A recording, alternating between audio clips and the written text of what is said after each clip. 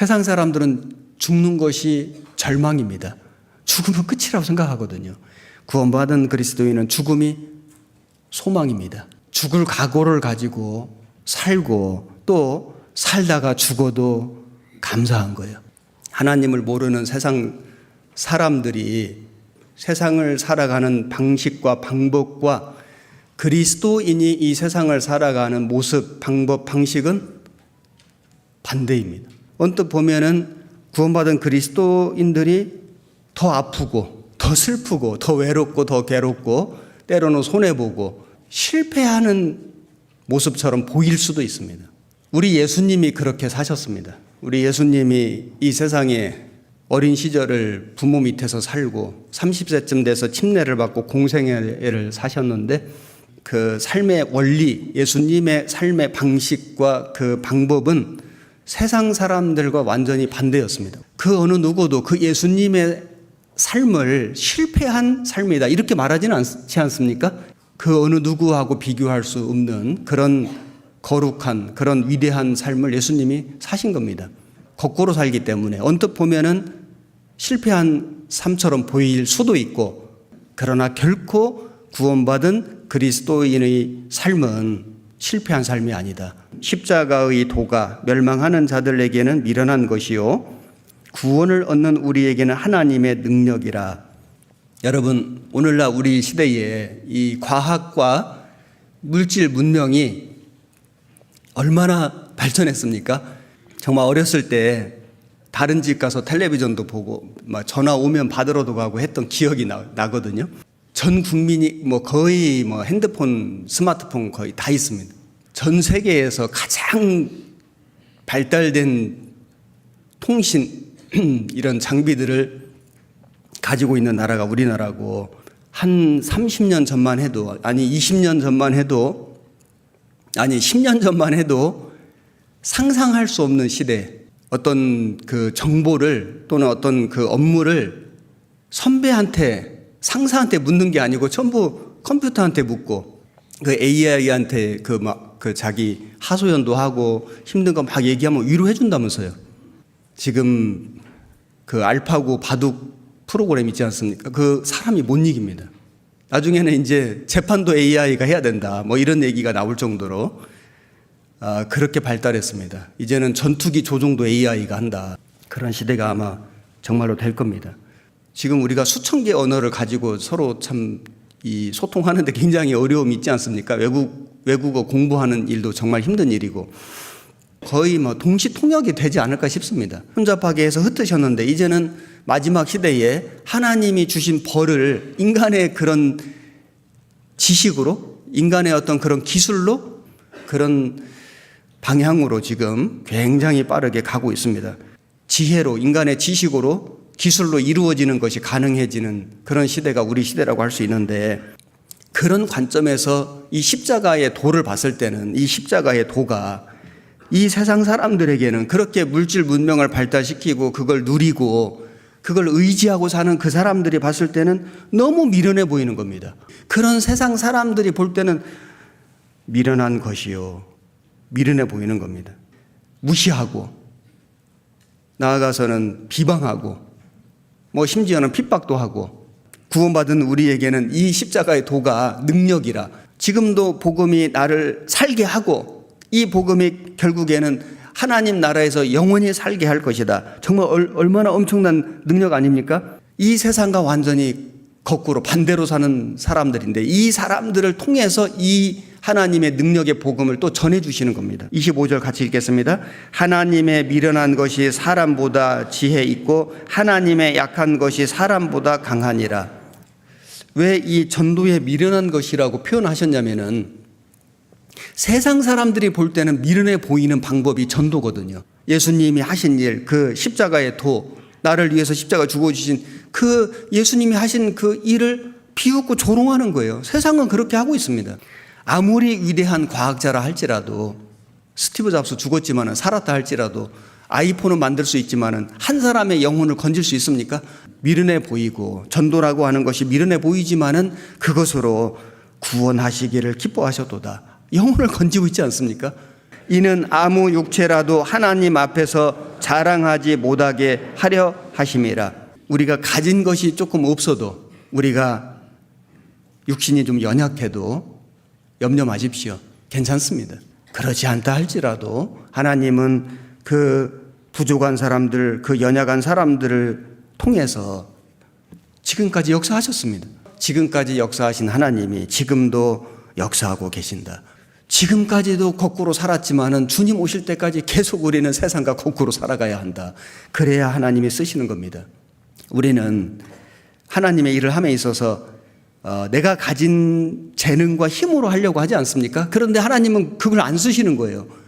사도 바울도 마찬가지입니다. 사실 사울이라고 하는 이름의 정확한 뜻은 간구하는 자, 이런 뜻이고, 베냐민 지파 사람이고, 이스라엘의 첫 왕이 사울 왕이었거든요. 사울 왕처럼 큰 사람 되라, 이런 의미에서 그 왕 이름으로 사울이라고 이름을 지어줬을 수 있겠죠. 많은 지식이 있었고 율법에도 열심히 있었고 로마 시민권을 가지고 있었고 아주 유능한 그런 사람이었습니다. 그러다가 예수님을 만났고 회심하고 그가 완전히 다른 사람이 되었는데, 그 사도행전 13장부터 이름이 바울로 나오거든요. 바울은 로마식 이름인데 작은 자라고 하는 뜻입니다. 이방인에게 전도하기 위해서 바울이라는 이름을 썼을 수도 있지만은 구원을 받은 이후에는 정말 작은 사람이 된 거예요. 자기를 얼마나 낮췄습니까? 그런데 그 바울을 통해서 하나님이 역사하셨지 않습니까? 사도 바울이 사울일 때에 정말 유능한 사람이었고 그 가말리엘 문화에서 배운 사람이었는데 구원을 받고 나니까 다 해로 여기고, 하나님의 은혜로 바울이 구원을 받고 이제는 모든 것을 해로 여기고 배설물처럼 여겼다. 우리가 이 세상에서 배운 것이 많다면 감사한 일입니다. 가진 것이 있다면 정말 감사하죠. 오히려 그런 것을 가진 사람일수록 구원받기 어려운 것이 사실입니다. 마음이 외로워서 삶 속에 괴로움이 있어서 우리는 구원을 받은 거예요. 이게 정말 감사한 일입니다. 구원을 받은 이후에 신앙생활을 하는 가운데도 있으면은 도움은 되겠지만은 그것이 없다고 해서 신앙생활을 힘있게 못하는 게 아닌 겁니다. 세상에 것이 있으면은 좋은 거고 필요한 거지만은, 그러나 그것으로 우리가 구원받고 그것으로 신앙생활을 잘하는 건 아니에요. 우리 하나님의 영광을 위해서 살아가는 이 삶, 이 거꾸로 사는 삶, 그렇게 거꾸로 사는 사람들을 통해서 지금도 일하고 계신다. 아브라함이 75세 때에 약속을 받았거든요. 아들을 낳을 거라고. 그런데 10년이 지났는데 아무 소식이 없었습니다. 하가를 데려다가 남편에게 첩으로 줬죠. 그래서 이스마엘을 낳았는데 이로 인해서 집안에 풍지평파가 생겼습니다. 사라 90세 때 경수 끊어지고 도무지 자식을 낳을 수 없는 25년 전에 약속을 이루어 주셨지 않습니까? 하나님의 역사는 아주 천천히 이루어진다. 느린 것이 빠른 것이다. 사람이 생각할 때는 느리다고 생각하는데 하나님은 결국은 그걸 이루시는 거예요. 그게 가장 빠른 지름길인 겁니다. 전투기는 마하 2, 3, 4 엄청나죠. 엄청 빠릅니다. 우리나라 사람이 어디 외국에 어디 가면은, 제가 그 성지순례를 갔는데 그 외국 사람들이 우리 한국 사람 보면은 아주 빨리빨리, 아주 이게 부르는 호칭이에요. 입에 달고 사는 말이 빨리빨리거든요. 엄마들이 애기들한테, 자녀들한테 뭐라고 합니까? 빨리 밥 먹어라. 빨리라는 게 아주 입에 배가지고 얼마나 참 빠른지 모릅니다. 그래서 우리가 이렇게 빨리 성장한 것이 맞습니다. 그 6.25 당시 우리나라를 봤던 그 당시 기자들이 이건 정말 기적이다. 이거 진짜 기적이에요. 세상은 정말 너무 빨리빨리 변해요. 우리는 이렇게 조급한 마음을 가지고 사는 세상입니다. 우리는 그리스도인들은 이 세상과 거꾸로 사는 사람들이다. 당장 기도해놓고 돌아서서 왜 하나님 빨리 안 해주세요? 이렇게 하면은 신앙에 문제가 생긴다. 어떤 일은 천천히 할 일이 있고 어떤 일은 좀 빨리 할 일이 있고 하나님의 계획 속에서 이루어지는 거다. 요즘 사람들은 이 토끼와 거북이의 이솝 우화를 여러 가지로 해석을 하는데, 낮잠을 자고 있으면은 거북이가 그 토끼를 깨워가지고 공정하게 경기를 해야 되는데 거북이가 잘못했다. 이런 해석도 하기도 하고, 이거는 이제 현대판 해석이고, 하나님은 하나님의 방식으로 하나님의 정하신 방법이 있고 하나님이 정하신 때가 있는 거다. 하나님의 기도의 응답이 느리게 이루어지더라도 그 결국 이루어 주실 때까지 잘 기다리는 것으로 이기는 사람들이다. 하나님의 사람은 하나님의 위대한 일을 이루기 위해서 얼마나 수고하고 노력하고 그리고 기다리고 그리고 인내하고 기다려라. 지금은 아니다. 그런데 우리는 못 기다릴 때가 많지 않습니까? 남편이 10년이 됐는데 20년이 됐는데 아직도 구원이 안 된 거예요. 왜 안 들어주실까? 기다려라. 잘 기다리는 사람이 결국은 이기는 겁니다. 베스트 웨이, 가장 좋은 방법으로 베스트 타임, 가장 좋은 때에. 우리는 모르죠.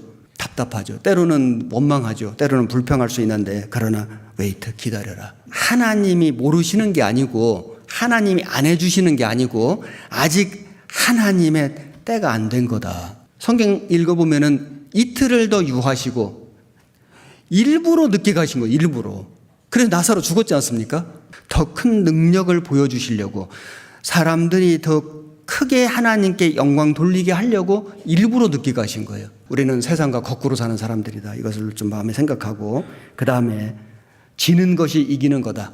우리는 거꾸로 사는 사람들이기 때문에 마치 지는 것처럼 보이지만은 결국은 이기는 사람들이 그리스도인인 겁니다. 다윗이 그랬거든요. 아무 죄가 없고 아무 잘못도 없는데 사울 왕이 자기를 시기해가지고 죽이려고 쫓아다닌 겁니다. 그 사람이 나에게 어떻게 했냐. 이게 중요한 게 아니고요. 다윗은 하나님이 하신 거, 하나님이 기름 부으신 그 사람을 해치는 것은 하나님 뜻이 아니다. 언뜻 보면은 다윗이 진 것 같아요. 다윗이 실패한 것 같아요. 그런데 성경은 그렇게 말씀하고 있지 않습니다. 너가 하나님 일을 행할 것이고 너가 왕이 될 것이고 너는 반드시 승리를 얻으리라. 네가 이길 거다. 이걸 사울이 말했다니까요. 사울이. 이 세상의 원리는 이런 거죠. 반드시 이겨야 돼. 세상은 무조건 이겨야 된다. 이걸 가르치는 게 세상이지 않습니까? 그래서 학교에서든지 그래야지 막 영광이 주어지는 거 아닙니까? 1등을 해야 돼. 1등을 해야 돼. 최고가 돼야 돼. 이게 세상의 원리인 겁니다. 하나님이 해 주시기를 바라고 하나님이 하실 때까지 하나님의 손에 맡긴 거. 언뜻 보면 다윗이 진 것 같지 않습니까? 예수님이 그렇게 사셨습니다. 예수님의 생애를 보면은 예수님은 잘못한 게 전혀 없으신데 죄가 없으신 분인데 예수님은 핍박받고 고난받고 예수님은 진 것 같고 패배한 것 같고 완전 실패한 것 같지 않습니까? 그런데 십자가의 죽으심으로 이기신 거예요. 승리하신 거예요. 예수님은 왕이 되려고 오신 게 아니죠. 이 세상의 왕이 되려고 오신 게 아니라 대속물로 대속제물이 되게 하시려고 오신 거예요. 그래서 죽어주신 겁니다. 예수님이 세상을 이기신 분이고 담대하라 내가 세상을 이기었노라. 예수님이 이 세상을 이기신 거고 마귀의 권세를 이기신 거고 세상을 이긴 이김은 이것이니 곧 우리의 믿음이니라. 우리가 구원을 받은 사람이라는 것 자체가 세상을 이긴 사람이라는 겁니다. 예수님을 영접한 사람, 구원받은 사람, 그리스도인만이 세상을 이기는 사람이거든요. 우리는 세상 사람들이 볼 때는 지는 사람 같은데 져주지 않습니까? 집안에서도 말싸움이 있으면 지지 않습니까? 그냥 양보하잖아요. 우리가 구원을 받고 신앙생활하는 가운데 이런 것들을 조금씩 겪지 않습니까? 믿음의 선진들은 이걸 정말 많이 겪었고 그런데도 그들을 꺾을 수가 없었어요. 세상 사람들이 볼 때는 그들이 진 거죠. 그들이 진 것 같지만은 사실은 그들이 그 신앙의 위인들이 이긴 겁니다. 굴하지 않고 이긴 거예요. 죽어서 이긴 거예요. 져서 이긴 거거든요. 이렇게 할 수 있는 사람은 그리스도인밖에 없습니다. 세상 사람들은 죽는 것이 절망입니다. 죽으면 끝이라고 생각하거든요.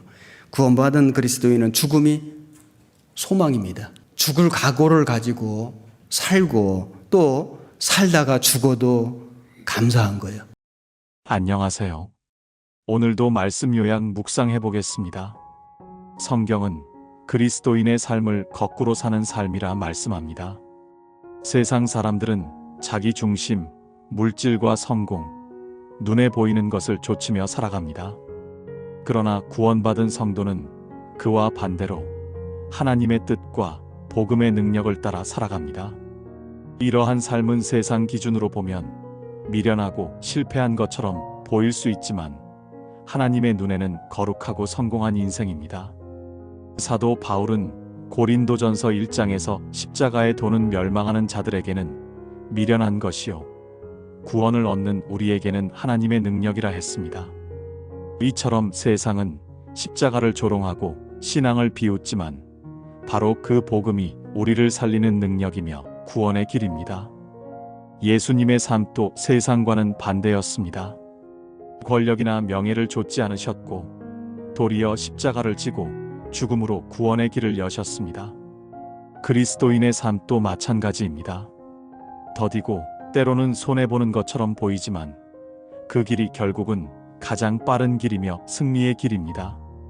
믿음의 사람 아브라함도 하나님께 약속을 받았지만 오랜 기다림 끝에야 아들 이삭을 얻었습니다.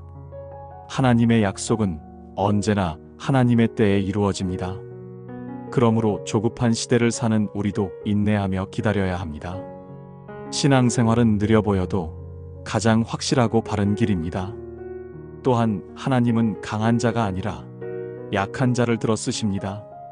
모세는 40년간 스스로를 강한 자라 여겼지만 광야에서 깨지고 낮아진 후에야 하나님께 쓰임받았습니다. 바울도 율법과 지식에 자랑하던 자였지만 복음을 위해 모든 것을 배설물로 여겼습니다. 하나님은 우리가 약할 때 오히려 그분의 능력을 온전히 드러내십니다. 하나님은 우리의 재능이 아니라 순종과 믿음을 원하십니다. 우리의 가난함도 질병도 고난도 하나님 안에서 사용될 수 있는 도구입니다. 그래서 우리는 상황을 원망하기보다 그 안에서 역사하시는 하나님의 뜻을 바라봐야 합니다. 하나님은 또한 주는 것이 받는 것보다 복되다고 하셨습니다. 세상은 더 가지려 하지만 성도는 드림으로 복을 누립니다. 마리아가 옥합을 깨뜨린 사건처럼 헌신은 결코 헛되지 않으며 하나님은 우리의 작은 정성까지도 기억하시고 기뻐하십니다. 그리스도인의 삶은 지는 것이 이기는 것입니다. 다윗은 사울을 죽일 수 있는 기회가 있었음에도 하나님의 뜻을 따라 자제했습니다. 세상 기준으로는 약하고 손해보는 삶처럼 보이지만 하나님 앞에서는 그것이 참된 승리입니다. 예수님 역시 십자가에서 죽으심으로 가장 위대한 승리를 이루셨습니다. 마지막으로 우리는 죽는 것이 사는 길임을 기억해야 합니다. 예수님은 하나님의 밀알이 땅에 떨어져 죽어야 많은 열매를 맺는다고 하셨습니다. 믿음의 사람은 자신을 내려놓을 때 오히려 많은 사람을 살리는 열매를 맺게 됩니다. 죽음조차 두렵지 않은 삶, 주님의 부활을 바라보며 살아가는 삶. 그것이 바로 거꾸로 사는 삶입니다. 겉보기엔 부족하고 실패한 것 같지만 하나님 안에서는 넉넉히 이기는 삶입니다. 그러므로 우리는 세상과 다른 길을 걷는 것을 두려워하지 말고 오직 하나님의 뜻 안에서 기뻐하며 살아가야 합니다. 오늘 말씀도 들어주셔서 감사합니다.